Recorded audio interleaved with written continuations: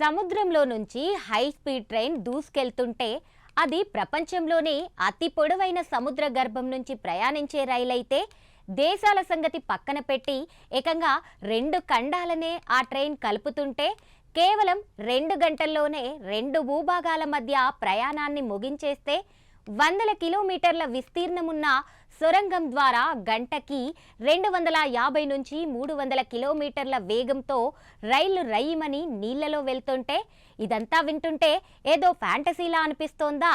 అయితే ఇది మరికొన్ని రోజుల్లోనే నిజం కాబోతోంది. ప్రపంచంలోనే మొదటిసారి సముద్రం గుండా అత్యంత హై స్పీడ్తో ప్రయాణించి రెండు ఖండాలను కలిపే ట్రైన్ రాబోతోంది. ఇప్పటికే ఈ ట్రైన్ కోసం ఇంజనీర్లు మాస్టర్ ప్లాన్ వేశారు.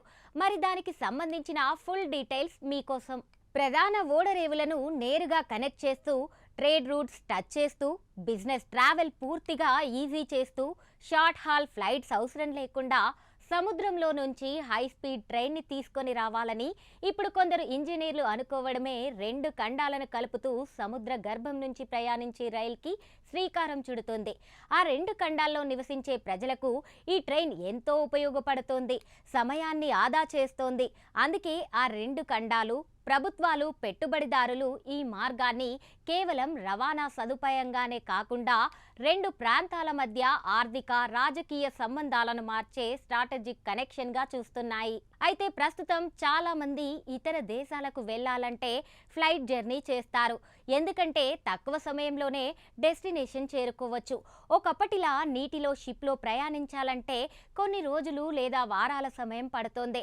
కానీ నీటిలో కూడా ప్రయాణ సమయం తగ్గించడంతో పాటు ఫ్లైట్ కంటే వేగంగా ఇతర దేశాలకు, ఖండాలకు చేరుకునేలా కొందరు ఇంజనీర్లు ఆలోచన చేస్తున్నారు. రెండు ఖండాలను కలుపుతూ సముద్రం లోపల హై స్పీడ్ లైన్ బిల్డ్ చేయాలని ప్లాన్ చేస్తున్నారు. దీంతో ఈ ట్రైన్ వందల కిలోమీటర్ల పొడవు ఉండే లైన్ దూరంగా ఉన్న రెండు తీరాలని కలుపుతోంది. ఇక దీని ద్వారా ప్రపంచంలోనే అతి పొడవైన under water high speed rail మార్గాన్ని సృష్టించడం ఈ కొత్త మెగా ప్రాజెక్ట్ లక్ష్యం. ఇది సముద్రం కింద సొరంగం నిర్మించడం ద్వారా రెండు ఖండాలను కలుపుతోంది. అయితే ఈ ప్రాజెక్ట్ అనుకున్నంత ఈజీ కాదు, కంప్లీట్ చేయడం చాలా కష్టం. ఈ under sea rail link UK, France మధ్య ఛానల్ టన్నెల్ కంటే చాలా పొడవుగా, డీప్గా ఉంటుంది. ఇది ప్రస్తుతం 50 కిలోమీటర్లు విస్తరించి ఉంది. వందల కిలోమీటర్ల విస్తీర్ణమున్న సొరంగం ద్వారా గంటకి 250 నుంచి 300 కిలోమీటర్ల వేగంతో రైళ్లని నడపాలని ఇంజనీర్లు యోచిస్తున్నారు.